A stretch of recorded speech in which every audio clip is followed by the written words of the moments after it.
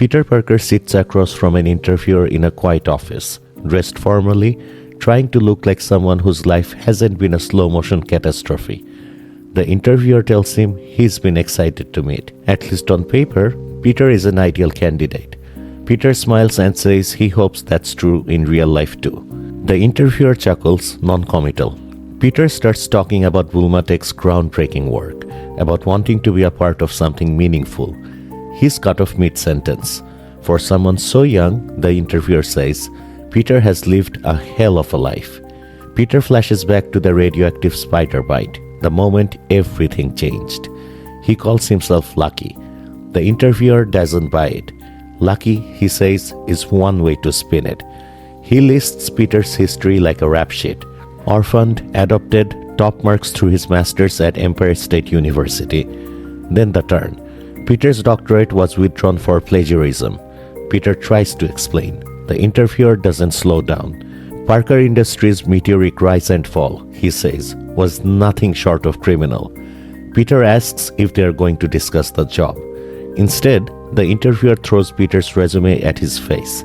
The job, he says, is calling Peter a piece of shit to his face.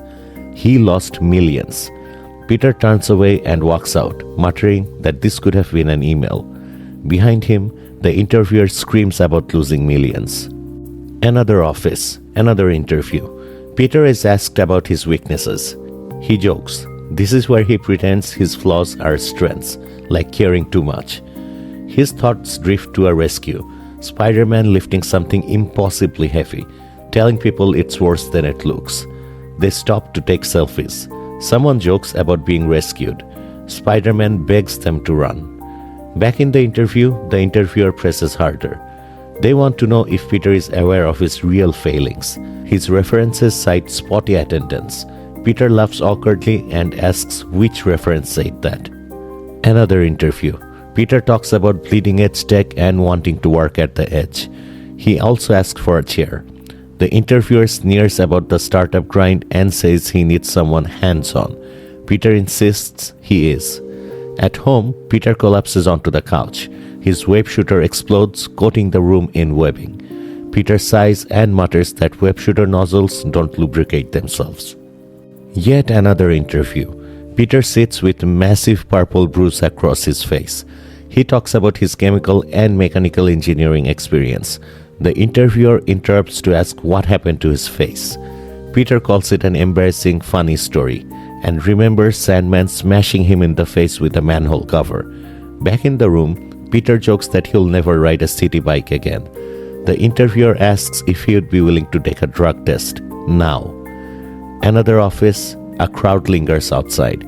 The interviewer calls Peter a geek celebrity and says everyone wants dirt on his last boss, Norman Osborn. Peter says Osborn could be challenging to work with, remembering the Green Goblin strangling him. The crowd laughs. Peter calls them super professional and says they're actually friends. Another interview. Peter talks about how hard it is to find a place where his quirks fit. The interviewer says they're no strangers to quirky. Peter checks his phone. Spider-Boy is messaging him repeatedly, asking for help in a fight. Peter lies, saying his aunt is very sick. The interviewer tells him family comes first. Peter rushes out, blabbling excuses. The interviewer is left staring after him. Later, in Aunt May's apartment in Queens, Peter vents. 15 disastrous interviews in 9 days. Famous Parker luck, he jokes, ruining lives since 1842. Aunt May says she feels lucky. She gets extra time with him. Peter says unemployment has fringe benefits, like spending time with his favorite lady. Aunt May teases him about bombing interviews. Peter admits it's fair. She invites him to stay for dinner. Feast volunteers are coming over. Riesling, tortellini, and the Real Housewives of Nova Scotia. Peter says all three sound made up. Aunt May wonders how she raised such an uncultured swine. Peter finishes hanging a photo of himself with Aunt May and Uncle Ben. His phone rings. Peter answers while climbing down the ladder, responding in rapid fragments. He drops the phone in shock, then scoops Aunt May up in excitement. He got the job. Supervising engineer of cooperative disciplines at Rand Enterprises. Aunt May says it sounds made up. Peter says this time it's real luck, the good kind. The recruiter said an internal recommendation put him over the top. Aunt May credits his hard work. Peter laughs and asks if she remembers Brian Nearing from middle school. Aunt May scolds. She remembers. At Rand Industries, Peter and Brian reminisce. Peter jokes about giving genius sixth graders access to a chemical closet. Brian questions it.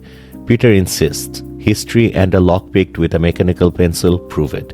The Nearing bomb was born. Brian remembers it taking a week to air out the school. Peter says it was a month.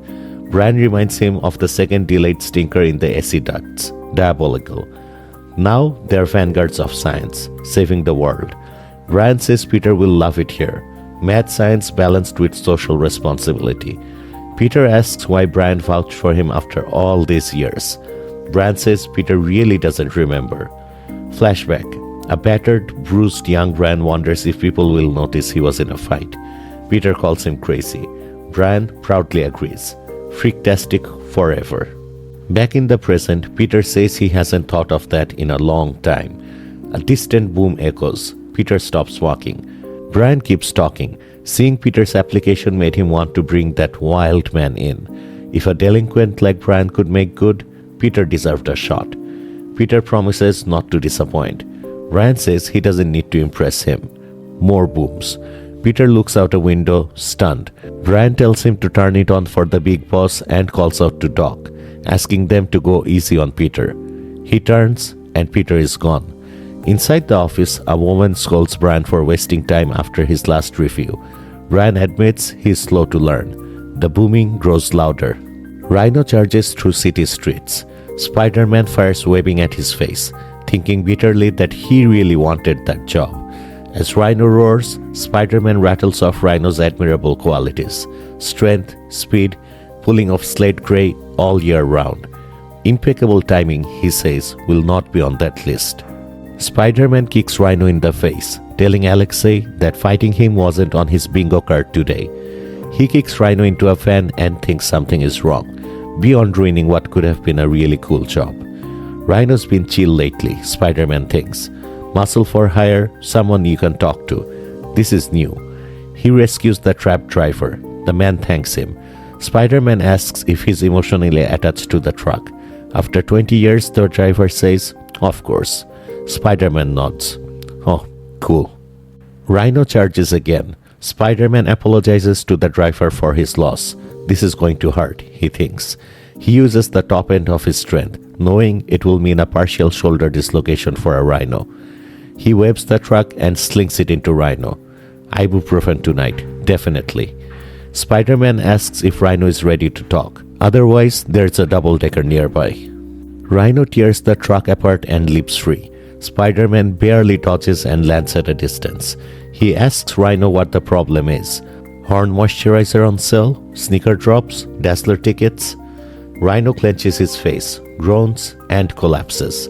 Spiderman rushes to him. Alexei? He presses his hand to Rhino's chest. Oh my god. Spiderman immediately starts CPR, counting aloud. He thinks about how danger sometimes passes millimeters from his face without consequences. Falling from impossible heights is survivable, but not finding a pulse. Panic scrapes through every molecule of his body. The CPR feels like kneading concrete.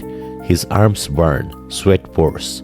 He slams his hands down again and again, hearing his own heart pounding, but not the one he needs. In Kingsley Tower, Simon reads an article aloud.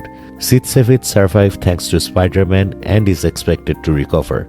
The article questions whether New York should spend medical resources on Rhino. Kingsley asks where Rhino is being held. Ravencroft. Simon intercepted the blood work. The markers are present. Rhino is a customer from District 11. Kingsley remarks that someone with Rhino skills should live somewhere better. Something to remember when they need big, dumb muscle. He tells Simon to monitor the situation, intervene only if compounds risk discovery. As Simon leaves, Kingsley asks him to darken the windows. Once they black out, Kingsley tells the room to speak freely. A voice says he's concerned. Kingsley explains, Rhino doesn't understand what he did to his body. Ravencroft won't uncover it. But Spider-Man's relationship with Rhino is deeper than punches. A heart attack invites suspicion. Suspicion invites investigation. A green capsule rises. A shadowy figure emerges. Kingsley asks if adding Spider-Man to the to-do list will be a problem. A pause. Then the figure promises honesty and professionalism. The capsule reveals Green Goblin gear. Kingsley smiles, dressed to impress. He has an image to uphold. At a restaurant, wine spills as laughter fills the air. Peter sits with friends, relaxed for once.